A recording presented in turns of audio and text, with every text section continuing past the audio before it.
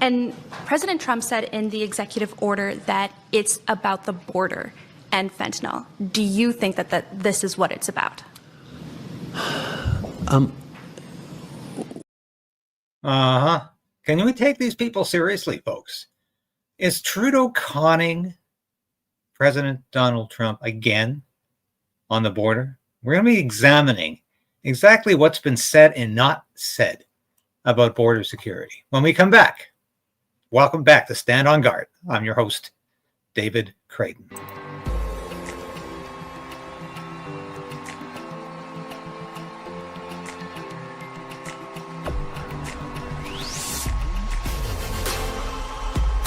We need political change, but we also need to resolve to resist.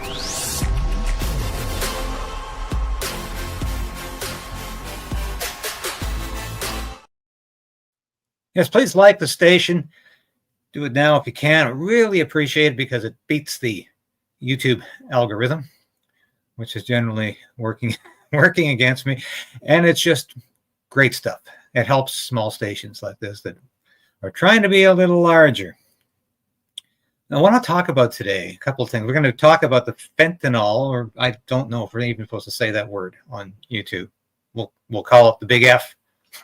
Hopefully, won't be confused with another big F. But this story struck me yesterday. Military not being deployed to U.S.-Canada border. But we'll send drones. Now, a spokesman for Minister of National Defense, B0rder, came out with this statement yesterday. And I thought, well, if they're not coming from the military, where are they coming from? And this is very unnerving. Is Trudeau lying? Is B0rder out of step? Did he not get the talking points? Did he not get the memo? Or is Trudeau doing his usual con man job? He talked about 10,000. Yes, remember 10,000 frontline personnel. Now, I know that didn't necessarily mean soldiers. He didn't want to say soldiers, military troops, Canadian Armed Forces personnel. He wouldn't even want to say Navy or Air Force personnel. He didn't want any suggestion that he was sending military people to the border. That's something Donald Trump does, not Justin Trudeau. So he got away with this description of frontline personnel. And I said immediately, well, what is a frontline? Who are frontline personnel? It sounds like first responders. Sounds like the RCMP or maybe provincial police, although we only have 2 provinces that have provincial police.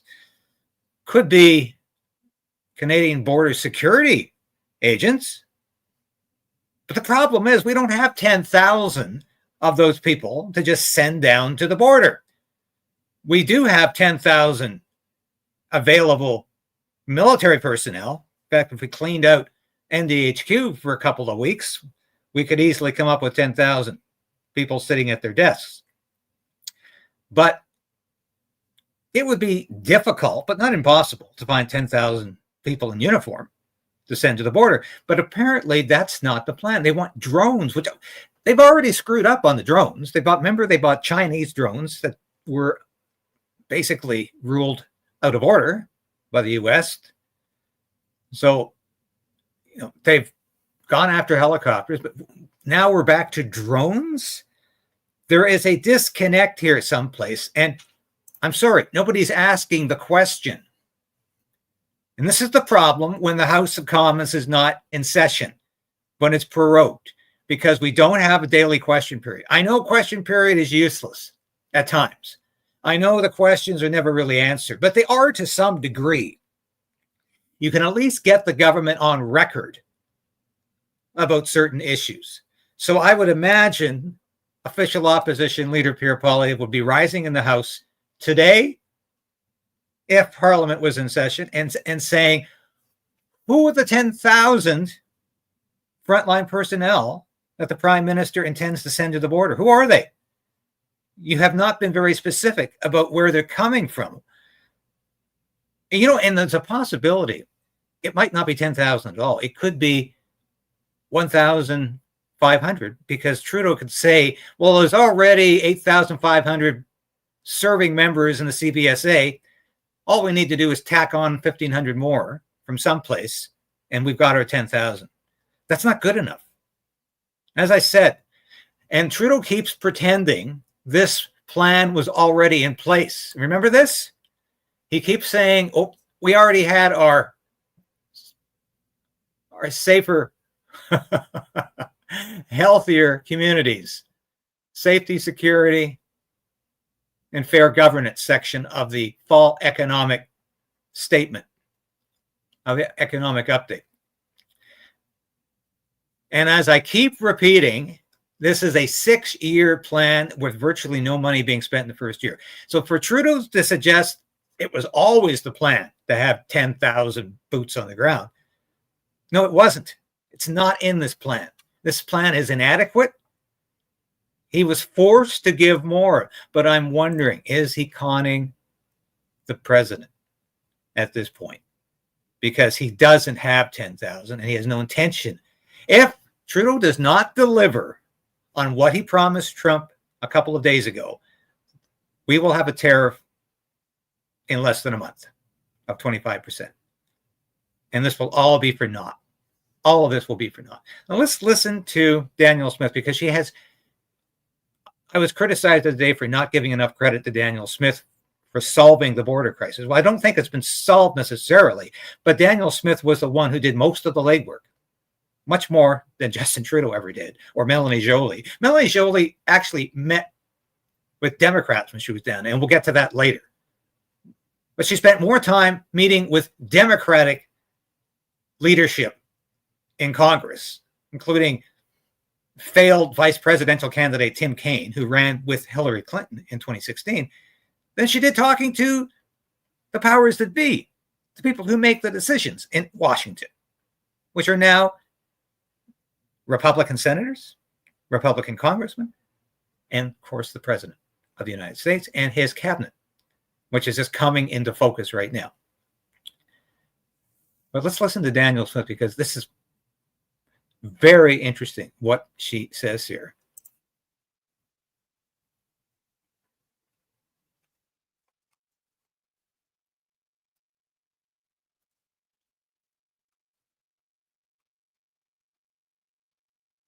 Was standing up to Donald Trump essentially necessary to make some progress? I think the arrangement that they we're came gonna to try that one yesterday, again. having the fentanyl. Premier, you stated calm, logical discussion is far more effective than tough guy rhetoric when dealing with a misguided ally. Do you give the federal government any credit for this, 30-day pause? Was standing up to Donald Trump essentially necessary to make some progress? I think that the arrangement that they came to yesterday, having the fentanyl czar and a cross-border collaboration, declaring Mexican cartels terrorist groups, and committing a number, 10,000 people who would be dedicated to this issue, I think that all satisfied the Americans' concern that we were going to take the fentanyl issue seriously. I think that's what led to a 30-day reprieve. Now it's going to be a matter of making sure that we show some progress on that in order to make sure that it doesn't come back. Now, that's the point. She mentions the 10,000 number. She believes it's real. But where are they coming from? Justin Trudeau will not say. He will not be specific. And nobody is talking about it. And that essentially extending this pause will be predicated on action at the border. And I ask because in one sense, that's what the executive order says. That's what all the communication yesterday said. But in another sense, just hours before the reprieve was announced, the president is going on and on and on about annexing Canada.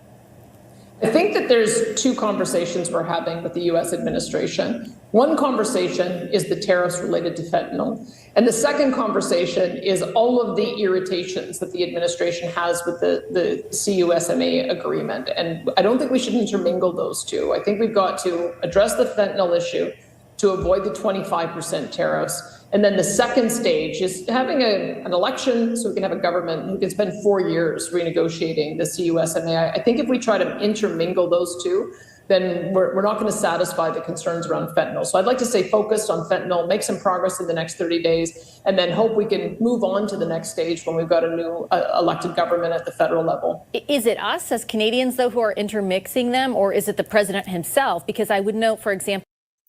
Now, she alludes to the fact we need an election.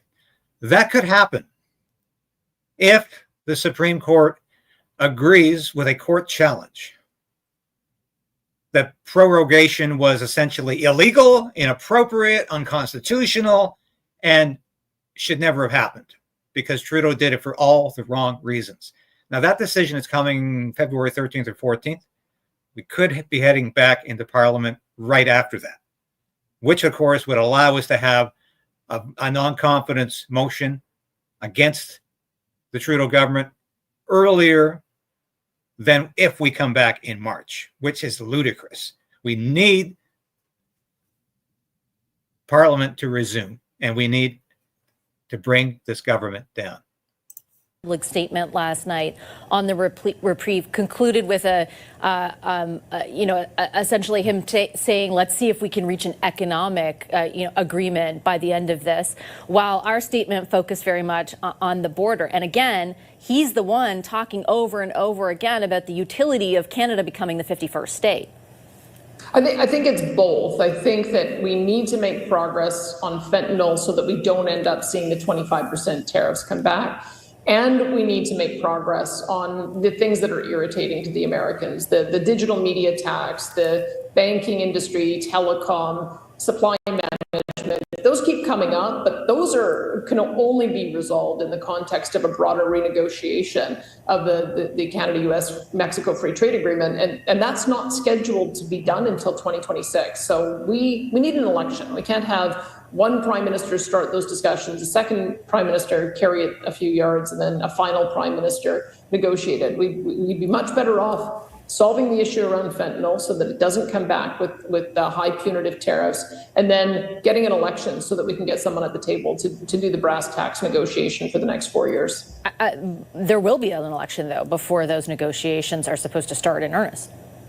I sure hope so. I mean, as we all know, there is the ability for a new prime minister to try to negotiate a new deal with either the Bloc or the NDP to stay in until October. We also know our Constitution allows for an election that could be held as late as October 2026.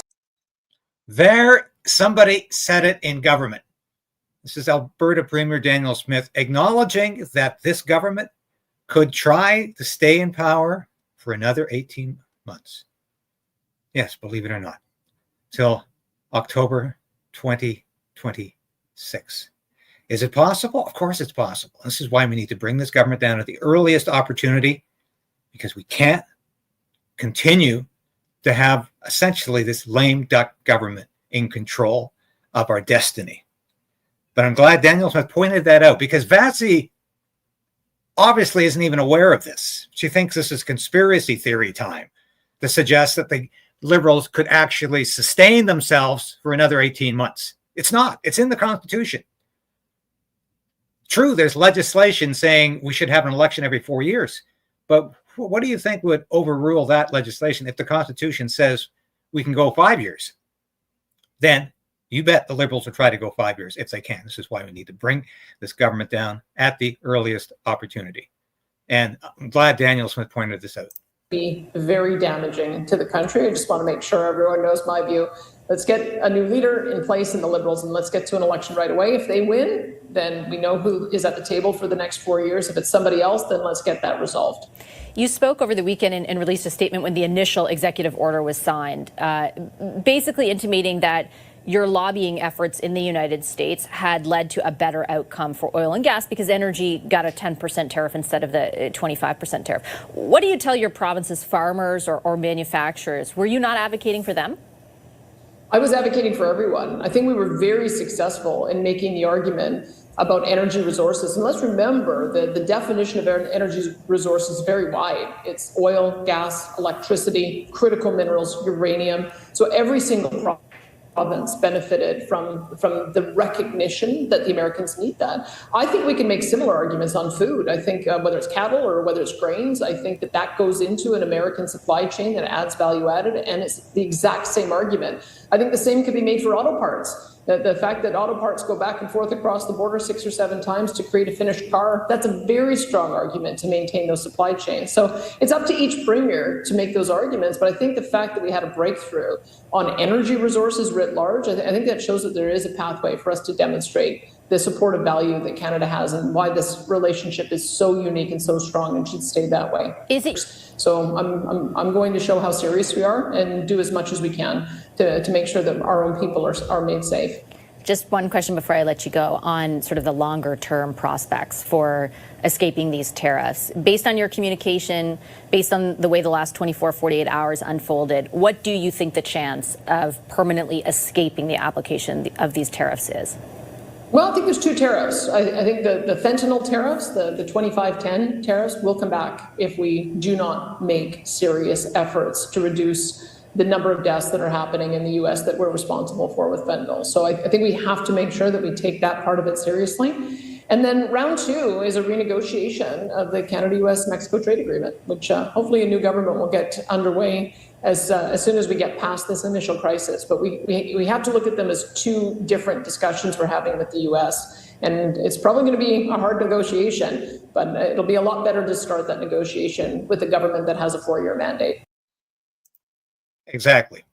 And that's why we need to move on to new elections immediately. Now, how serious has this government taken the big F crisis?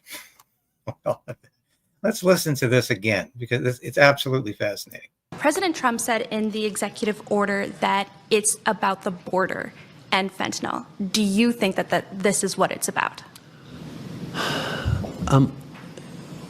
We have one of the strongest, more secure borders in the world between Canada and the United States. As I said, less than 1% of fentanyl going into the United States come from Canada. Less than 1% of illegal migrants going into the United States come from Canada. They're including sending joint teams over to China to talk about the precursor chemicals that get developed into fentanyl all across North America. See, he's finally acknowledging the precursor chemicals. The fentanyl is being manufactured at fentanyl labs across Canada, especially in the West Coast in BC. And this is where the supply is coming from. So stop pretending it's no big deal. 1%, no problem. This is incredible willful blindness from this prime minister and this government. Preoccupation the American president has with fentanyl deaths. We share those preoccupations. We've seen far too many communities across our country devastated. Now, as I said, Melanie Joly rolling her eyes, smiling, laughing about the fentanyl crisis, no big deal. Yeah, this is a woman who stands on every side of the issue. And when she's down, as I said, in the U.S., she's negotiating with people who have no impact on the tariff question. Senator Tim Kaine from Virginia, Democratic senator from Virginia, has absolutely no influence on this issue. So why is Melanie Joly wasting her time talking to these people? She's obviously more comfortable talking to people like Tim Kaine, but it's not doing Canada any good. And this to me is indicative, emblematic of their surrender. Just absolutely emblematic. So you have no idea how many people could possibly be involved in the fentanyl trade in Canada? There's a significant group, a significant number of organized crime group, but if you're asking me for a specific number, I can't give you a specific number. How many organized crime groups are involved? Over 4,000 organized crime groups in Canada. Did you just hear 4,000 organized crime groups in Canada? That is a huge number. And once again, Justin Trudeau keeps downplaying fentanyl. He keeps downplaying organized crime in Canada, and the result is apathy. By the Criminal Intelligence Service of Canada. 4,000 individual organized crime groups, all with their own distinct leadership and membership? That's correct. That's stunning. 24. So we know there's been 2 meetings about this. This can't be a surprise to anybody within the government. The U.S. ambassador shared this photo on X with his caption, talking about securing the border, fighting the scourge of fentanyl, and combating against the infiltration of criminal organizations. To reiterate, would it be fair to say the government of Canada and the Minister of Public Safety have been aware of the United States' concerns about fentanyl and illegal immigration well in advance of November 2024? I would say that there are Canadian concerns about fentanyl and irregular migration and illegal migration. And there are concerns that are shared with the U.S., but they're not U.S. concerns. They are Canadian concerns, and they are the preoccupation. All right, this is a CBSA agent who likes to talk about irregular immigration, meaning illegal.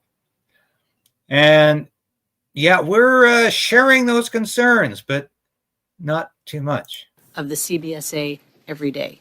And so the minister is well versed in the activities that we take, interested in our seizures, the trends that we're seeing. So these are absolutely Canadian concerns, and that they're Canadian concerns that we're working on every day. And they've been conceding Canadian concerns, obviously, for a while. Not sure how well they've been dealt with. My last question on this issue is, prior to President-elect Trump raising concerns about activity at our shared border, did the Department of Homeland Security or any other department approach the CBSA with concerns about the issues of fentanyl and illegal immigration? We talk about it all the time. And just as by way of example, 2 times a year, I meet with our Border 5 colleagues. That, of course, includes the U.S., Australia, New Zealand, and the U.K.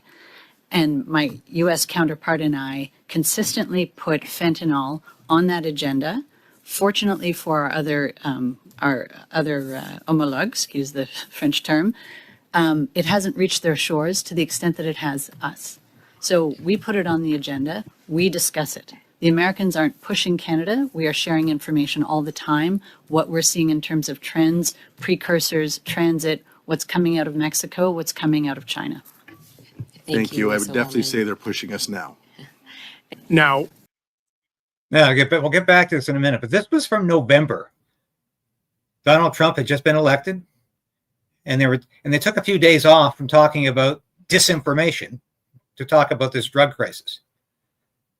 So this has been an issue now for months, and suddenly are we going to have a fentanyl czar? Is it going to be a joint fentanyl border czar, or what exactly is the role going to be? Once again, Justin Trudeau has not defined it. He's not described it. In fact, we don't even have any suggestions yet. I asked you folks the other day who you think should be the fentanyl czar, and I thank you for your responses. The auto theft study from the Ontario Provincial Police, that oftentimes when they're catching people in the act of stealing cars or as a result of their investigations, that it's often people that they've already been interacting with, people that they've caught previously. In fact, many of these people were out on bail. Are you finding in your fentanyl investigations, when you're cracking down on these labs and you're having these great busts that we like to see, and you're catching people, are these people that are known to law enforcement generally, or are they people that have had no interaction with law enforcement before? Yes, it's fair to say that organized crime individuals are not individuals that have been arrested only once. We deal with the same individuals and groups very often. So you would say that in the majority of cases that the people that you're catching in these things are repeat offenders? That's fair to say, yeah. What can we do to get these people behind bars so that they're not out there pushing these drugs that are killing members of our communities? What can we do better? So I would answer, I think there's multiple avenues here. One is how do we stop the precursors or slow the precursors from coming into the country? I do think that we need a strong outreach program to inform the Canadian public of the harm of fentanyl. And the other one is sharing information that is ongoing with law enforcement. It's killed, I don't want to correct you because I agree with you, but it has killed more people in Canada than died in the Second World War, than Canadians that died in the Second World War. This fentanyl opioid overdose crisis. So I think many Canadians know that this is a deadly epidemic that has killed people in my family, has killed people in many families across Canada. It's devastating, and I hope that you will get the resources and get the legal backing to be able to continue doing your work and cracking down on these people, because we cannot allow this to continue. As we've seen with this study, it's now costing us our international reputation, and so I support you in the work you're doing, and I only hope that you get all the tools that you need to get that job done. Thank you. So this has been an object of discussion for quite some time, or a subject of discussion for quite some time. Now I go back to this article. Nobody else even bothered to report this yesterday, that Bill Blair, you remember him, the open borders minister? He was the one responsible for a lot of the illegal immigration at the height of Trudeau's lapsed policy of his porous border. Now, Bill Blair just said, we're not going to send any troops to that southern border. Now, Pierre Poilievre needs to get in front of a camera today. He needs to get in front of a microphone, and he needs to demand answers from Justin Trudeau, from Bill Blair, from Dominique LeBlanc, the public safety minister. My God, maybe even Melanie Joly, who seems to be completely vacant at times. We need answers on this immediately, because if this is a con job, if this is another fraud from the Trudeau government, we are going to get that tariff slapped right back within the next 28 days.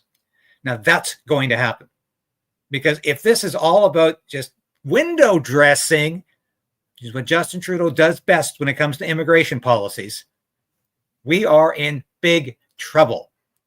I can't overemphasize that. And I don't understand why nobody is asking the question. Now, Pierre Poilievre the other day recommended 2,500 military personnel being sent to the border. It looked like Justin Trudeau was upping him on that by saying, I'm going to send 10,000. But of course, he didn't use the word military, soldiers, troops, anything, because he doesn't want to be identified with that. Now, Pierre Poilievre needs to clarify this. He needs to demand that Justin Trudeau articulate a more distinct and a more identifiable policy. What is he actually envisioning?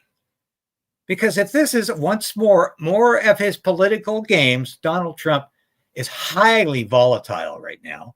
You saw what he did yesterday. Now he's talking about taking over Gaza and turning it into the Riviera of the Middle East. I mean, this is a highly volatile president. And if he thinks Justin Trudeau is trying to put one over on him, as Justin Trudeau likes to think he can do, because he doesn't think Donald Trump's very smart. He doesn't think Donald Trump understands things as well as he does. Donald Trump is going to come back and whack Canada with maybe even more than 25% tariff. This is potentially catastrophic. I cannot overemphasize that. And when I thought we had a deal the other day that was sustainable, I breathed a sigh of relief, and I said it looks like a new world, because this tariff is going to be devastating to people like you and I, because it's going to impact the price of food. Have a look at the items, the products that will be affected by the tariff and these counter tariffs that we in Canada are threatening to slap on American produce.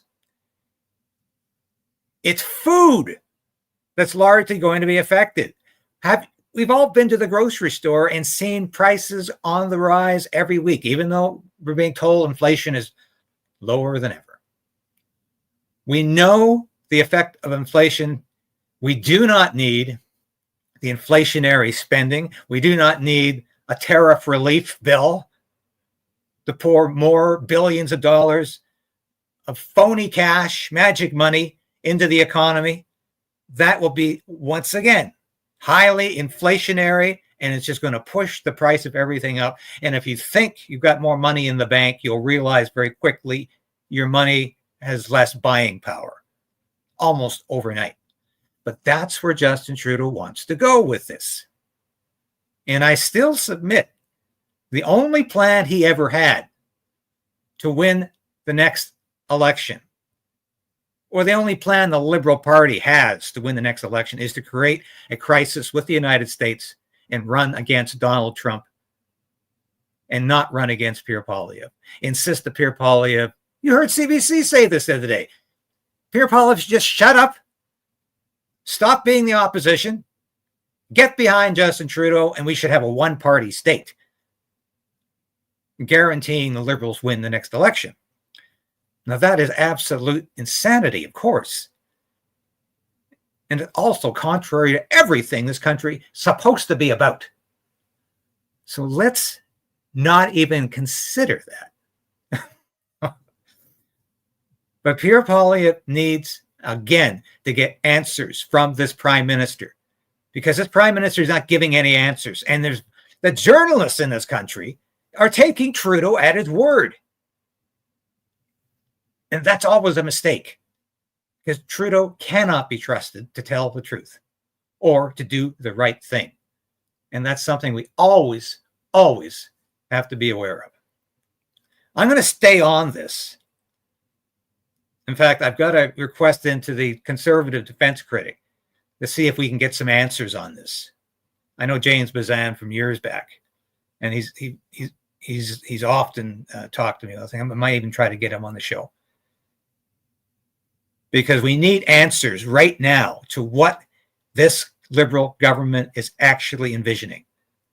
Whether it's a real border czar, a real fentanyl czar, whether it's really 10,000 frontline personnel, whether they really are serious about getting serious about organized crime. If it all comes down to just, we're going to declare cartels terrorist organizations, that's not enough. And I think we can all agree that's not going to be enough. We need much more from this government. Don't want to go too long today. Thank you so much. I should remind you, though, I haven't in a while, have a look at our store. We got some great material.